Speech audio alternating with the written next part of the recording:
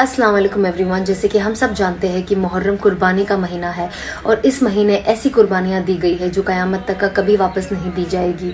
मुहर्रम में बहुत सारे नबियों पे अल्लाह की बहुत मदद भी उतरी है और इसीलिए इस महीने को अल्लाह का महीना कहा जाता है। तो मैं आपको कुछ इवेंट्स बताती हूँ जो मुहर्रम में हुए हैं।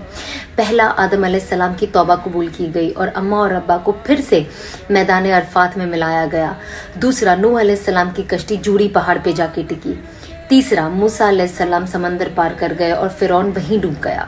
चौथा, यूनुस अलैहिस्सलाम को मछली के पेट से निकाला गया और अल्लाह ने उनकी खूब हिफाजत की। पांचवा, हमारे सबसे अहम सहाबा हज़रत उमर रदी अल्लाह ताला अन्हुम, उनकी शहादत हुई। और आखिर हमारे प्यारे नबी सल्लल्लाहु अलैहि वसल्लम के नवासे और उनकी पूरी फैमिली की कुर्बानी दी गई। तो ये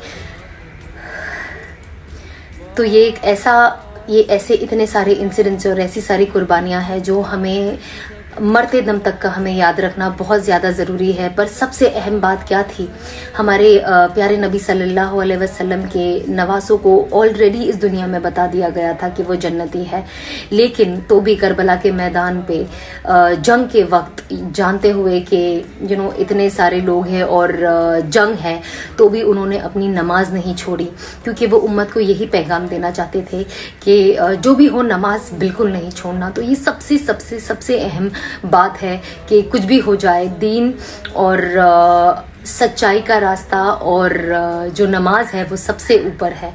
एंड हमें इस चीज़ पे सबसे ज़्यादा कंसंट्रेट करना चाहिए कि हम अपनी नमाज ना छोड़ें, क्योंकि जब हम अपनी नमाज नहीं छोड़ेंगे तब हमारे प्यारे नबी सल्लल्लाहु अलैहि वसल्लम की जो नवासे हैं और उनकी जो ख़ानदान की कुर्बानी है तब जाके सही मायने में पूरी होती है। तो आई होप कि हम सब इन कुर्बानियों को अपने जहन में रखें और साथ ही साथ जो इससे एक मैसेज दिया गया है वो कभी ना भूलें।